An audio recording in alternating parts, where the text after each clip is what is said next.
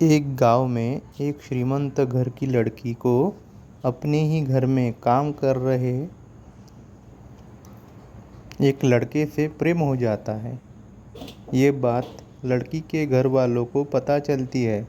तभी लड़की और लड़का भागकर दूसरे गांव जाकर रहने लगते हैं। ऐसे ही दिन गुजरने लगते हैं। वह लड़की गर्भवती होती है तो अपने पति को कहती है, चलो हम हमारा पहला बच्चा मेरे माँ के घर जाकर जन्म दें। उसका पति टाल देता है। कुछ दिनों बाद वो एक बेटे को जन्म देती है। ऐसे ही दिन गुजरने लगते हैं और दूसरी बार भी वो गर्भवती होती है। वो फिर अपने पति से कहती है, इस बार हम मेरे माँ के घर जाकर दूसरे बच्चे को जन्म देंगे। इस बात को वो तैयार होता है और उसकी माँ के घर की ओर जाने के लिए निकलते हैं। वो आगे बढ़ने लगते हैं तभी मौसम बहुत ख़राब हो जाता है। बारिश होने लगती है। उसी बीच उस औरत का पेट में दर्द शुरू हो जाता है। उसका पति किसी की मदद पाने की कोशिश करने लगता है। तभी कहीं से एक जहरीला सांप आके उस आदमी को काट लेता है। कुछ देर बाद उस आदमी की मृत्यु हो जाती है। इधर वो औरत दूसरे बच्चे को जन्म दे देती है। वो अपने पति को ढूंढने लगती है तो देखती है कि उसका पति मर गया है। उसके तो पैरों के जैसे नीचे से ज़मीन ही मानो खिसक गई हो। लेकिन वो अपने दोनों बच्चों की ओर देखती है। फिर वो अपने माँ के घर की ओर चल देती है। रास्ते में नदी में बाढ़ आ जाती है। नदी पूरी उफान से बहने लगती है। वो कहती है अपने बच्चे को, बेटा तुम ये अपने छोटे भाई को यहीं पे बैठ के इसी के पास में रहो, मैं नदी पार करके माँ के घर जाती हूँ और पप्पा और भैया को साथ में लेके आती हूँ। फिर हम वापस अपने नानी के यहाँ जाएंगे। तो वो आगे बढ़ती है, नदी पार करने की कोशिश करती है।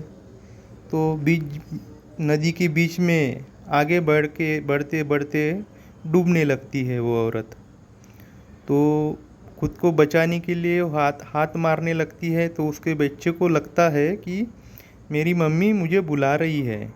तो वो दौड़कर जाने लगता है माँ के पास।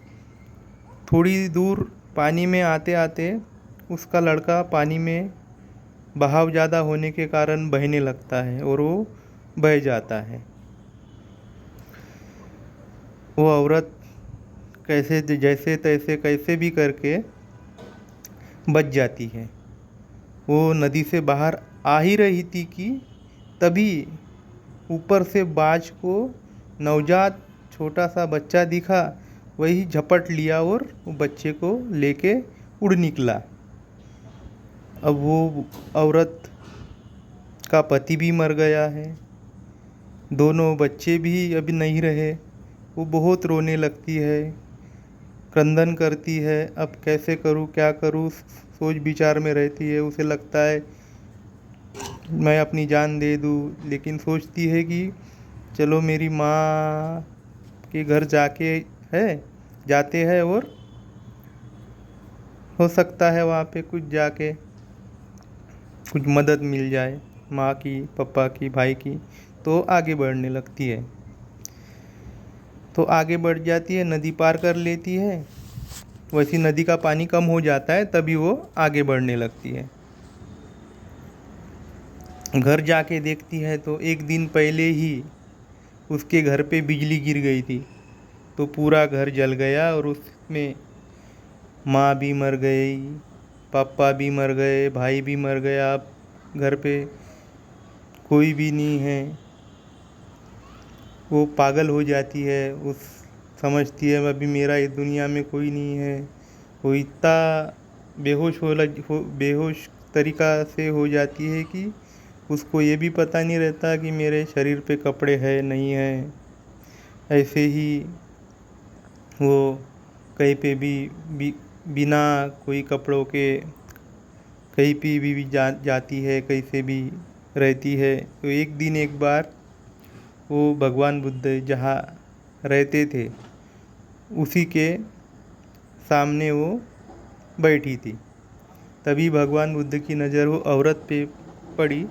तो भगवान बुद्ध आए, उसे कपड़े दिए और उससे पूछा कि तुम ऐसी क्यों हो। तो उसको थोड़ा होश आया औरत को। तो वो होश आते ही भगवान से अपनी पूरी बातें कहने लगी। तो भगवान ने उसे प्रवचन दिया। तो प्रवचन सुन के ही वो औरत, उसका होश ठिकाने आ गया, पूरा अच्छा से समझने लग गई। तो भगवान बुद्ध से बोली कि आप मुझे शरण दीजिए। तो भगवान बुद्ध ने वो औरत को भिक्षुनियों के संघ में भेज दिया और उसे भिक्षुनी बना दिया। तो भगवान बुद्ध के मार्ग पे चलते हुए कुछ ही दिनों में वो दुख मुक्त हो गई, अरहत प्राप्त हो गई, मोक्ष मिल गया। उसी का नाम था माता पटाचारा, एक भिक्षुनी का नाम है। ये इतने दुख सहने के बाद भी